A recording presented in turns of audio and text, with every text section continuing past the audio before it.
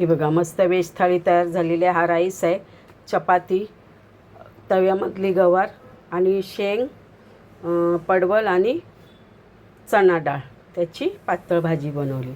हे बघा मस्त आपली डिश रेडी झालेली आहे.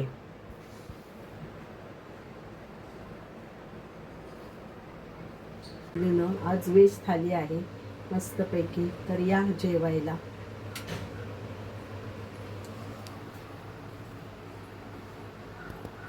तर हे बघा पडवळ, चणा डाळ, कांदा टोमॅटो टाकून कुकरला मी त्याच्या 2 शिट्या घेतल्यात आणि मस्त शिजून घेतली.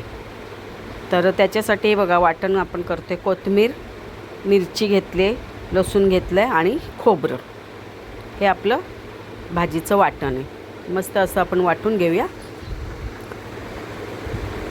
आता फोडणी देऊया. फोडणीला काय आपल्याला कांदा वगैरे वापरायचा नाही. राई टाकले, मिरची टाकली आणि हिंग टाकलं. तर याला कांदा टोमॅटो वापरायचा. कांदा टोमॅटो मी भाजी कुकरला लावली तेव्हाच शिजताना टाकलेलं. आता हे आपलं वाटण टाकलं. हे पण आपण फोडणीलाच वाटण टाकलं. मस्त फोडणी दिली आणि याच्यात आपलं मसाले वापरले. मसाले वापरून आपली इथे शिजलेली डाळ,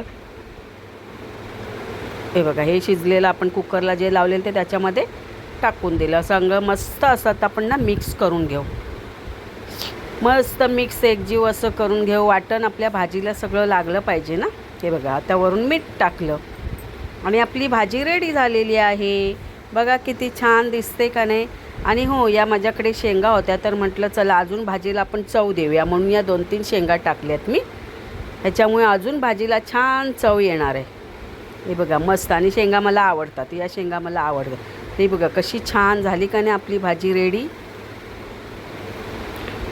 तर हे बघा चणा डाळ आणि आपलं हे पडवळ, ह्याला मस्त स्वच्छ असं धुवून कापून घेते, तुकडे करून घेते आणि हे आपल्याला कुकरला लावायचं. हे बघा आता हे आपण कुकरला लावूया. 2च शिट्ट्या घेऊया. 2 शिट्टीमध्ये मस्त शिजून जाणार. त्याच्यात टोमॅटो टाकला, कांदा टाकला, हळद टाकली, मिरची टाकली आणि थोडंसं तेल टाकलं. हे बघा आणि मस्त 1 ग्लास पाणी टाकलं आणि कुकरला याच्या 2 शिट्ट्या घेतल्या. आणि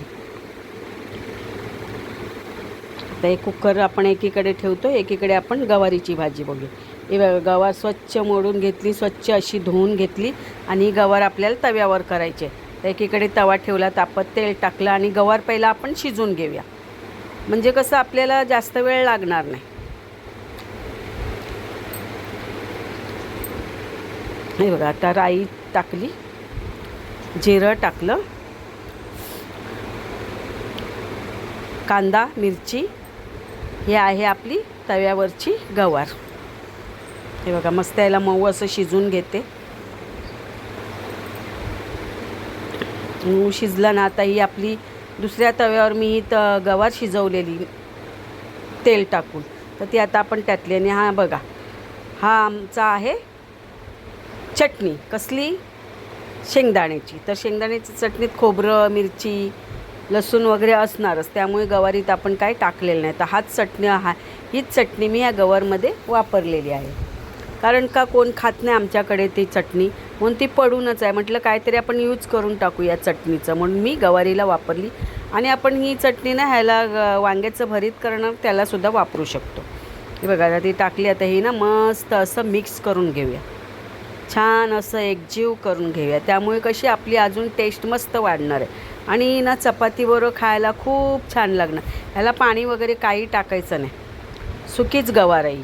आता ह्याच्यावर वरती ना मी अर्धा टोमॅटो घेतला. तर हे टोमॅटो आपल्याला शिजवायला पाहिजे ना, म्हणून टोमॅटो शिजवायसाठी मी वरती झाकण देते आणि 2 मिनटात शिजून होणार आहे. बघा आता मीठ टाकलं आणि 2 मिनटात आपली गवारीची भाजी रेडी.